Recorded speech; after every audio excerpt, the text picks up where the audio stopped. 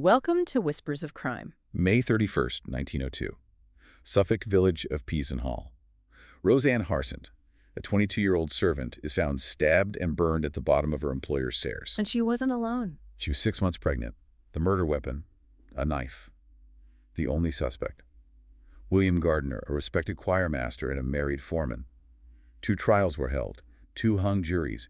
No verdict was ever returned. It's a story that just unravels into more and more questions. Exactly. Rose was discovered by her own father, throat slashed, chest stabbed, her body partially burned with paraffin. An anonymous letter was found. "I will try to see you tonight at 12 o'clock. A setup for a meeting. Precisely. And near the body, a paraffin bottle labeled for Mrs. Gardiner's children. There were rubber-soled footprints leading from Gardiner's cottage, blood on his pocket knife. The first jury came back 11-1 guilty. Almost a conviction. Almost. The second jury, 11-1 not guilty. So the prosecution abandoned the case. No conviction, but also, crucially, no acquittal. And there was a backstory here, a history between them. A huge one. A 1901 chapel scandal. Gardiner had been caught with Rose in an empty cottage. A church inquiry cleared them, but the affair continued. Rose was pregnant with Gardiner's child. So the motive was clear. Reputation. Social ruin. The evidence was all circumstantial, but pointed right at him. The handwriting on the anonymous letter looked similar to his. There was a backyard fire the morning after the murder. His wife's alibi was questionable. And yet, a theory came out much later in 2005. Yes, that Gardiner's wife committed the murder out of jealousy. The case remains unsolved, 122 years later. So was he guilty? Was his wife the real killer? Or was justice, in the narrow, rigid society of Edwardian England, truly impossible? That is the haunting question we have to look at today. When you look at the source material on the Peasenhall murder, you sent over this stack of conflicting accounts, medical testimonies, legal arguments that just refuse to settle on one truth. It's an intellectual challenge wrapped in a real human tragedy. It really is. What strikes me immediately is the setting. Peasenhall, Suffolk, 1902. Can you take that picture for us? Of course. Peasenhall was, the kind of environment where absolute morality was the cultural currency. It was a very tight-knit, rural community in Edwardian England. A place where secrets wouldn't stay secret for long. Not just difficult to keep, they were lethal to one's social standing. The crime scene itself was Providence House. It's known as Stewart House today. And it was the home of a man named William Crisp, a Baptist elder, and his wife. So this was a household defined by respectability and religious observation. And Rose Harsent was a servant in this very respectable home, just 22 years old, and 6 months pregnant, unmarried. That context is absolutely everything here. It is. We aren't just talking about a murder. We're talking about a murder that occurred at the very bottom rung of that social ladder, where vulnerability was completely maximized. She was a live-in servant. Exactly. Disposable in the eyes of that rigid Edwardian class system, yet somehow central to this moral crisis that was about to engulf a man who was a pillar of the community.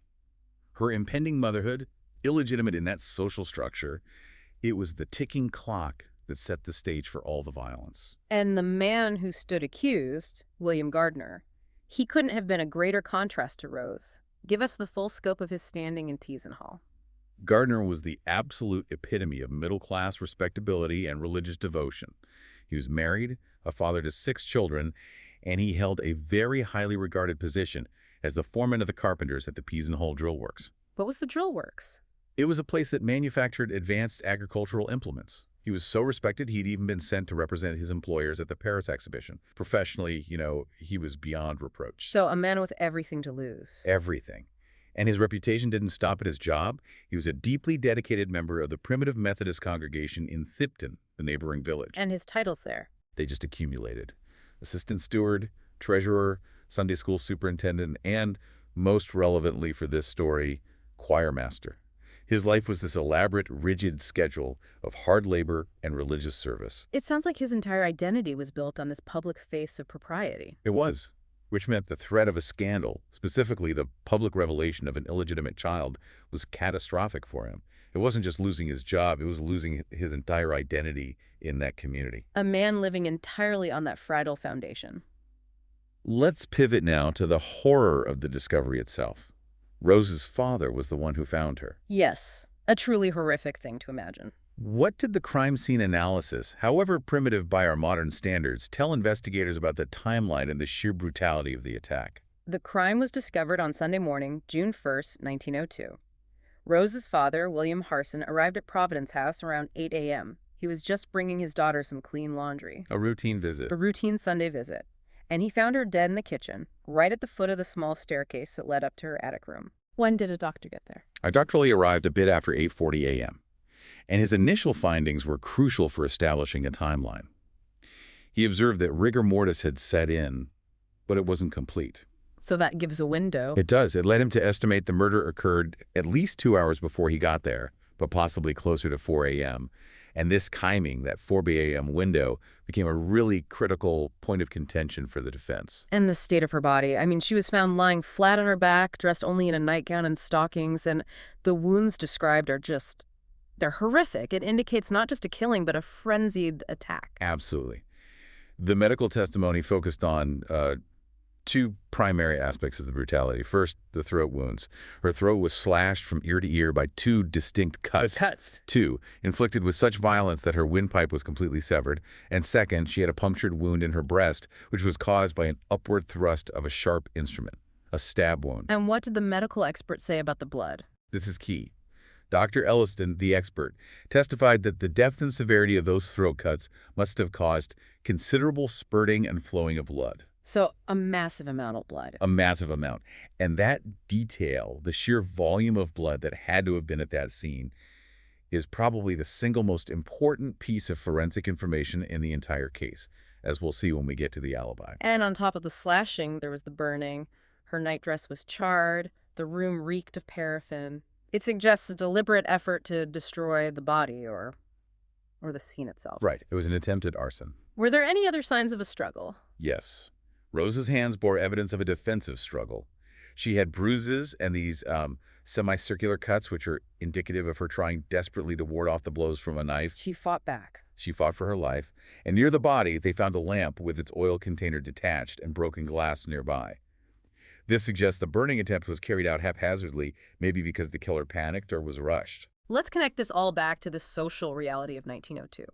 When the police looked at Rose, a pregnant servant murdered in a fire, and then looked at William Gardiner, the respectable choirmaster, the entire Edwardian moral framework had to have dictated who was seen as more worthy of protection. Oh, that class and gender discrimination is the ghost in the courtroom. Our source material notes that Rose's lapse from virtue, being pregnant out of wedlock, it wouldn't necessarily lead to total ostracism among her own class. They understood the hardships. But for Gardiner, a man of his standing, the penalty was extreme social ruin. The system was just built to prioritize protecting the reputation and standing of the respectable male over securing justice for the unvirtuous servant girl. so the motive for him was magnified by society's strict moral policing. Exactly. The threat of that child was the catalyst. Let's delve into the history of this affair. How did a relationship between the choirmaster and a servant, who was also in his choir, first become public? And how did Gardiner manage that initial scandal? The illicit relationship had been ongoing for some time, but it became a public scandal in May of 1901. Two local men, Alphonsus Skinner and George Wright, they actually observed Gardiner and Rose entering the doctor's chapel together. A chapel, so they were meeting on church property. Yes. The fact that their trysts were happening in or around the church, it speaks to either the brazenness or, frankly, the arrogance of Gardiner. And Skinner and Wright, they didn't just see them, they heard something. They did. Skinner later claimed that he overheard snippets of their conversation inside the chapel, and he specifically mentioned Rose referencing Genesis chapter 38. For a primitive Methodist congregation, this was absolute dynamite. Genesis 38 is a dense, ancient passage. Why would that particular reference be so damning in that context? Well, it's the story of Tamar and Judah. It involves illicit sexual relations, deception, and the refusal of responsibility. Judah refusing his son to fulfill his duty to Tamar. So it's an admission. In a deeply religious context, referencing that chapter during a secret meeting is an immediate admission of guilt and an awareness of moral compromise. It signals that their relationship was known by them to be profoundly wrong, yet they continued anyway. And this exposure, it forced Gardiner's hand. It did. He requested a formal internal church inquiry, probably to create some kind of record of his supposed innocence. The primitive Methodist minister, a Reverend Mr. Guy, held the inquiry. And Gardiner, ever the master of self-preservation, he promised the minister solemnly, I will have nothing more to do with Rose Harsent. And the inquiry cleared them. Formally, yes, it allowed Gardiner to publicly save face. But the affair didn't end. That public promise was just another layer of deception. Precisely. The affair absolutely continued. In February 1902, another man, Henry Rouse, he confronted Gardiner about the ongoing relationship. So he was caught again. Cornered again. And he admitted it. He said, "I do acknowledge being with Rose on Sunday night, but I will never repeat it again." This admission, made just months before the murder, proved to the prosecution that Gardiner's motive was solid. He was trapped. He was making promises he couldn't keep. And the consequence, the birth of the child, was imminent. The motive was settled. The removal of the menace to his social standing. That said, a good defense needs to muddy the waters. They needed to suggest alternative motives and, crucially, alternative lovers. Did Rose have other relationships that could point toward a jealous killer other than William Gardiner? The defense was very strategic in introducing Rose's complex romantic correspondence. We know for a fact she had other love letters, and the key figure they brought forward was a man named Frederick Davis. And his testimony was important. It was shocking because it introduced a distinctly darker, more complicated aspect to Rose's life. Davis admitted under oath that he had been writing indecent poems and what he called filth to Rose back in 1901. What kind of poems? He testified that the verses got more and more filthy as they go on. And what's fascinating, and what the defense seized upon, was his claim that Rose had requested this correspondence for sport. So she was encouraging it. That was his claim. And while he said he was heartily ashamed of them, the fact that Rose allegedly participated in this kind of explicit exchange, it suggested she was involved in relationships that Gardiner knew nothing about. Relationships potentially involving other men, driven by passion or jealousy? Exactly. That detail is vital, because it moves Rose from being just a passive victim of a foreman's lust to someone with a complex, potentially dangerous secret life. It creates the possibility of a completely different lover, maybe someone from her own class who felt betrayed when he discovered she was pregnant by the choirmaster. So it creates at least three possibilities. At least. The respected foreman, the rejected or jealous lover suggested by the Davis correspondence, or, as we'll discuss later, a third person entirely. The prosecution, though, they had to tie Gardiner to the crime scene with physical evidence, moving past motive and into facts. All right, let's break down the circumstantial case the prosecution built. They relied on a chain of evidence that, if they could link it all together, they hoped would be strong enough for a capital conviction. What was the first and most critical piece of physical evidence? It was the assignation letter. It was found in Rose's room, and it established the planned time and place of a midnight meeting. What did it say? The contents were very specific. It instructed her to put a light in her window at 10 o'clock for 10 minutes and then remove it. The final line stated, "Don't have a light in your room at 12, as I will come round to the back." So the letter is clear evidence of a prearranged meeting with the killer, which brings us immediately to the battlefield of the case, the handwriting battle. Absolutely. This was the most disputed aspect of the entire trial. The prosecution relied on their expert, a man named Guerin, who asserted a strong likeness between the writing in the letter and samples of Gardiner's own admitted handwriting. But this was 1902. Handwriting analysis was pretty subjective, right? Very subjective, and often swayed by the side that was paying the expert. So the defense expert countered, and countered powerfully. What was their argument? They argued that the writing was not similar to Gardiner's, and, more damningly, suggested the writer was, and I'm quoting here, very, very illiterate. They pointed to spelling errors and the general style as evidence of unavoidable ignorance. So their point was that Gardiner, a foreman who represented his firm in Paris and was a church treasurer, couldn't possibly have written it. Exactly. The defense claimed it was impossible. This is where the ambiguity starts to really multiply. We have Gardiner's standard writing, the highly illiterate assignation letter writer, and, as we know, a later confession letter writer. That ambiguity alone should create reasonable doubt. You would think so? What was the next key piece of evidence? The one that linked the crime directly to Gardiner's family. That would be the paraffin bottle. It was found near Rose's body, and it was explicitly labeled for Mrs. Gardiner's children. That's incredibly specific. It is. The prosecution argued this was a physical transfer, that Gardiner brought a family object to the crime scene to try and burn the body. And how did the defense try to complicate that? They managed to. Police Superintendent Staunton admitted under cross-examination that there had been some initial confusion, with police inquiring about a bottle labeled Mrs. Gardiner's sister. A mistake in the investigation. A possible mistake. And while the label they found was clear, this confusion opened the door for doubt about police reliability. Furthermore, Mrs. Gardiner offered a plausible, though completely unverifiable, explanation that she had given Rose some camphorated oil from a bottle she owned for a bad cold sometime before the murder. But the label, connected directly to her children, that remained highly suggestive. It was a very powerful piece of evidence for the prosecution. Okay, let's discuss the less flashy but maybe equally compelling circumstantial items. The everyday things found at the scene that pointed back to the foreman. Right, the newspaper. Right. This was found under Rose's head and shoulders. It was a copy of the East Anglian Daily Times, dated May 30th, 1902. And the connection. Rose's employer, Mrs. Crisp, did not subscribe to this paper, but William Gardiner did. The implication was that Gardiner had brought it with him, maybe to wrap something, or just as something to read while he was waiting. And there was more that linked back to his work. Yes, the fifth point, the buff envelopes. Rose's brother, Harry Harsent, testified that Gardiner had previously used him as a messenger to carry letters to Rose in buff envelopes. The same kind they used at his job. The very same kind of envelopes used at the Peasenhall drill works where Gardiner was the foreman. So this connected him both to the stationery and the motive of delivering secret messages. So the prosecution is weaving a story. He arranged a meeting via a letter, possibly on company stationery, brought his own newspaper, and arrived with a paraffin bottle, clearly linked to his family. That's a tight, logical narrative. And then there's the most potentially damning item of all. The sixth piece of evidence. The knife. What about the knife? During their search of his home, police found a pocket knife belonging to Gardiner that had residue of blood on it. Dr. Stevenson, who analyzed it, testified that the blood was less than a month old. That seems irrefutable. A bloody knife belonging to the chief suspect. How on earth did the defense counter that? The defense immediately pointed to the physical state of the knife.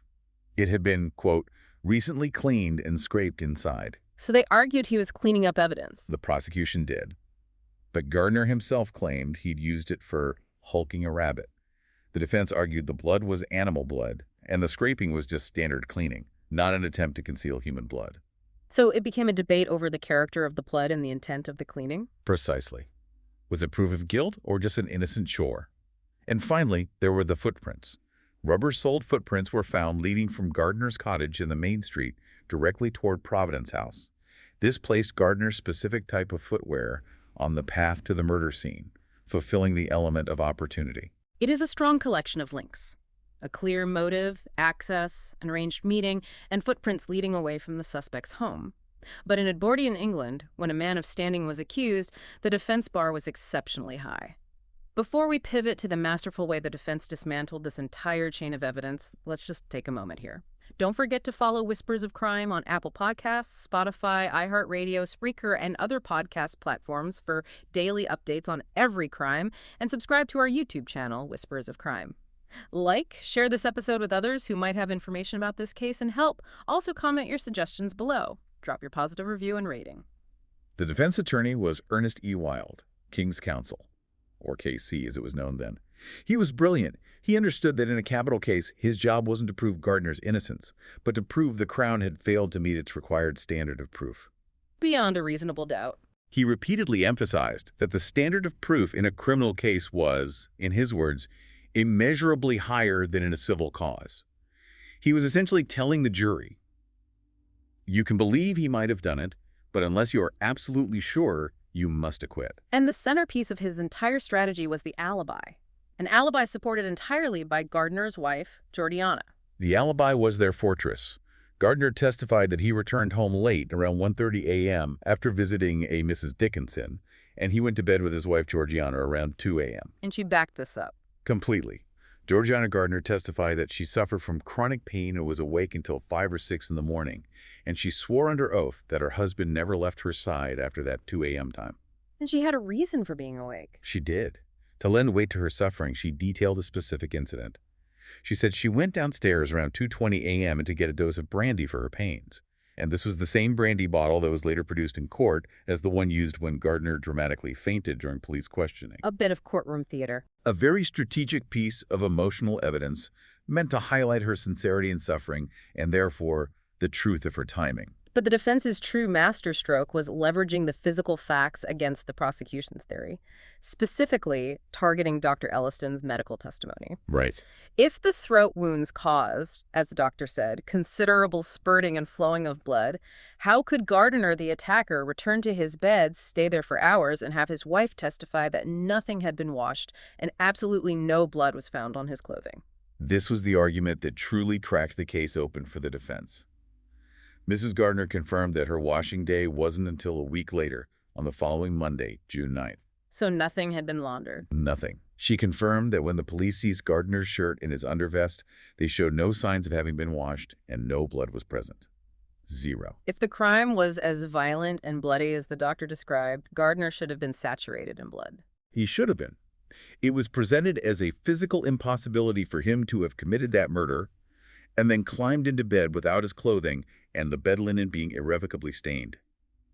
The lack of blood on his unwashed clothing was the fatal blow to the entire prosecution narrative. It just neutralized the powerful motive. That turns the whole case inside out. It suggests either the crime was committed by someone else who had access to immediate cleanup, or that the person who committed the murder never re-entered that house to sleep. And the defense wasn't finished. They meticulously undermined the reliability of the timing given by the witnesses, suggesting police influence. Like with Mrs. Crisp, Rose's employer. Exactly. Her initial statements gave an exact time when she heard a noise. But as the investigation progressed, her testimony was, let's say, winnowed down to the much vaguer and less useful in the dark. And they questioned why her husband never testified. They did. The defense aggressively questioned why Mr. Crisp, the Baptist elder, was never called to the witness stand at all, suggesting the prosecution was deliberately keeping critical knowledge out of the court. They also went after the neighbor, Mrs. Pepper. They did. She was the one who corroborated hearing Mrs. Gardiner go downstairs around 2:20 a.m. Yet police notes contradicted this. They recorded her saying she only learned it was Mrs. Gardiner from inquiries she made afterward. So the defense could argue the police influenced her memory to fit the alibi. Yes, showing a corrupting influence on the evidence collection process. It painted a picture of an investigation driven by confirmation bias, the police fixing the evidence to fit the foreman, not following the clues. And they attacked the character of the prosecution's motive witnesses as well. They did. They turned the tables on Henry Rouse, the man who testified to seeing Gardiner with Rose in 1902. Rouse was cross-examined about his history of making false accusations, including an unproven arson charge against a 13-year-old boy 10 years prior. So they painted him as a gossip. As a reckless busybody with a propensity for making unverified claims. By doing that, his testimony about Gardiner's continued affair was weakened. And they did the same to Skinner and Wright, the two men from the 1901 scandal. Yes. The defense conducted their own physical experiments to prove it was a physical impossibility for them to have overheard the conversation in the chapel. The police did counter-experiments that yielded conflicting results, leading to the sharp judicial observation that you can generally find what you go for in these things. But the defense successfully introduced enough technical doubt to make the jury question the certainty of the affair's continuation. And therefore question the absolute necessity of the motive. Exactly. And then the ultimate wild card dropped, the anonymous confession letter. It was received by police after Gardiner was already arrested. This instantly introduced a new suspect and an entirely new narrative. It was chaos for the prosecution. This letter claimed the writer was the true murderer. He named a D as Rose's true love, claiming Rose had been unfaithful to him by continuing her relationship with Gardiner. So he killed her out of jealousy? He claimed to have killed Rose in a cool blood after learning of this infidelity. And the confession added details. Striking details that align with the known facts, while also addressing some of the defense's issues. The writer claimed he filled her mouth full off my muffler to silence her. Which would account for the lack of loud noise heard by Mrs. Crisp. Precisely. He also claimed to have taken paraffin from his own home in a medicine bottle, one that previously held whiskey, which was an attempt to explain the presence of the bottle without implicating Mrs. Gardiner. And the letter ended with a threat. A terrifying one. He threatened to commit suicide and to put old Mr. Crisp and his wife through the mill worse than my Rose. So if we consider the three potential handwriting samples Gardiner's, the illiterate assignation letter, and now this confession letter, we are looking at three separate identities who could potentially be the killer, the planner, or a conspirator. The evidence, rather than converging on one person, just explodes outward into endless possibility. It's the ultimate scenario where circumstantial evidence fails to meet its burden. It's overwhelming evidence that something happened, but absolutely no certainty as to who did it. So this question then went to the juries. Let's track the trajectory of this legal deadlock. 2 trials, 2 opposing conclusions. What happened in the first attempt to bring Gardiner to justice? The first trial took place in November of 1902, before Mr. Justice Grantham. The prosecution presented all their evidence. The motive, the letter, the knife, the footprints, and despite the defense's objections, the jury was overwhelmingly convinced. What was the vote? The trial resulted in a hung jury of 11-1 for guilty. They were just one person shy of convicting William Gardiner and sending him to the gallows. The majority of Edwardian society believed the foreman did it. That 11-1 near conviction shows the power of the motive and that circumstantial chain, especially against the backdrop of societal morality. But just 2 months later, the entire balance flipped. What changed in the second trial in January 1903? The prosecution presented largely the same material, but the defense had had time to perfect their counterattack. They just hammered home the devastating effect of the lack of blood on Gardiner's unwashed clothing, the shaky nature of the prosecution's witnesses, and the introduction of these competing narratives, the illiterate assignation letter and the detailed anonymous confession. And the second jury bought it. They did. The defense successfully convinced the second jury to prioritize the physical impossibility argument, that lack of blood over the motive and the circumstantial links. And the result was a dramatic reversal. A hung jury of 11-1 for not guilty. That is an astonishing split. What does that reveal about the fragility of circumstantial evidence when it's faced with conflicting physical facts? I think it demonstrates the utter limits of 1902 forensic science. The 2 juries were essentially split on which piece of evidence they found most compelling. Was it the motive and circumstantial links, like jury 1? Or was it the physical impossibility presented by the medical testimony versus the alibi, like jury 2?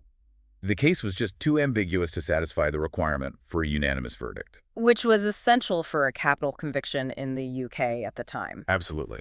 So what was the final legal fate of William Gardiner?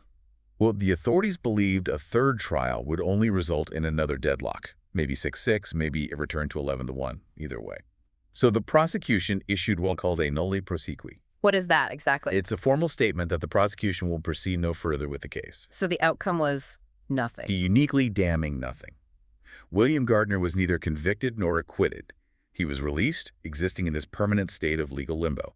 He was free, but officially, he was forever an uncleared suspect, living under the shadow of this murder. And for Rose Harsent, this outcome meant the denial of any definitive justice, an ending entirely consistent with the way the Edwardian system devalued an unmarried pregnant servant. It was complete failure of the system to provide an answer. Given that lack of definitive answers, it's inevitable that alternative theories would arise, using the ambiguity left by the legal system.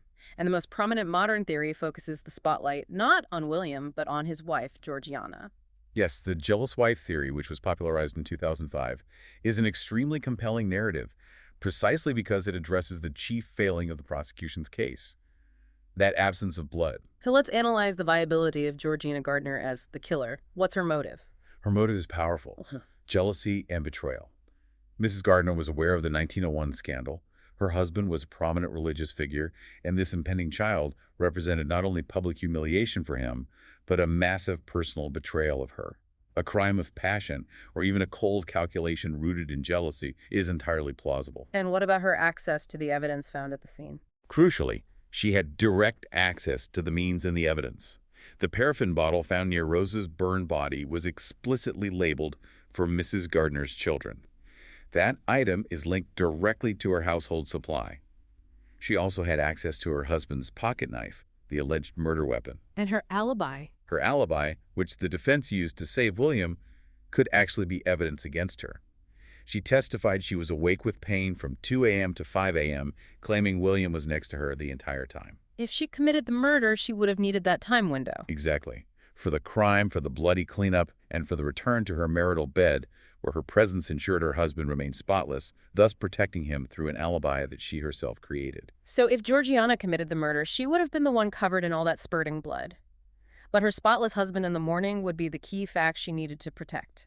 She could have washed, burned the bloody nightclothes in that suspicious backyard fire that occurred the next morning. And then provided the alibi that neutralized the medical evidence against him.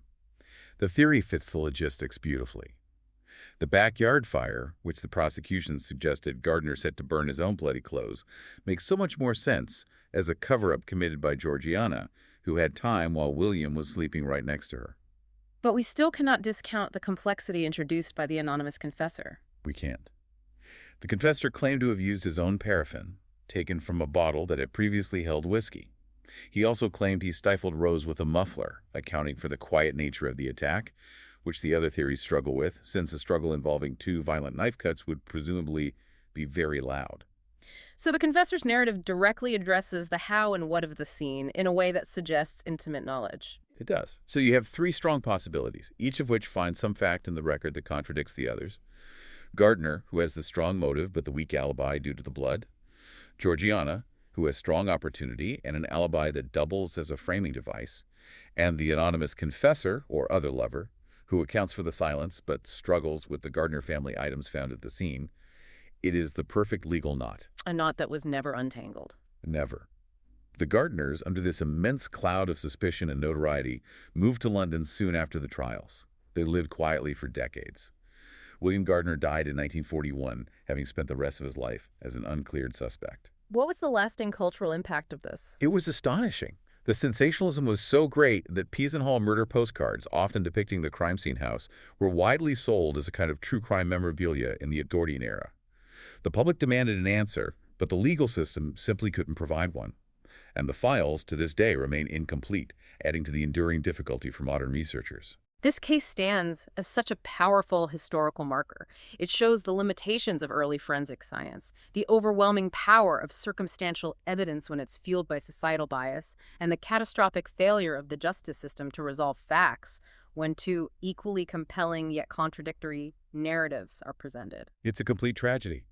Rose Harsent, a young pregnant woman, was subjected to a violent end, and then she was denied the definitive justice of either a conviction or an acquittal, leaving her story just suspended in time. The community knew the truth was in there somewhere, but the court couldn't verify it. And that ambiguity over the spurting blood, the one physical fact that logistically argued against Gardiner's guilt, is what ultimately saved him. So, if the massive blood evidence necessitates that the killer needed time and ability to clean up without detection, which Gardiner did not have, according to his wife's alibi, does that logically push us toward the theory that Georgiana, whose alibi was the shakiest and who had access to the means and the opportunity for immediate cleanup, was the actual perpetrator, framing her cheating husband? Or does the internal intricate detail of the anonymous confession, the mention of the muffler and the specific whiskey bottle for paraffins, suggest a crime of passion by a different rejected lover who simply leveraged Gardiner's public motive to deflect suspicion? The ambiguity of 1902 continues to haunt the record today. Don't forget to follow Whispers of Crime on Apple Podcasts, Spotify, iHeartRadio, Spreaker, and other podcast platforms for daily updates on every crime, and subscribe to our YouTube channel, Whispers of Crime. Like, share this episode with others who might have information about this case and help. Also comment your suggestions below. Drop your positive review and rating. These unsolved historical cases, they really rely on ongoing research. If you, the listener, feel compelled to contribute to the analysis of cold cases, revisiting old transcripts, local histories, and police records often yields new connections. Peasenhall reminds us that the truth is often hidden in the details the courts chose to ignore. You might be the person who finds the missing link that finally resolves this 122-year-old mystery.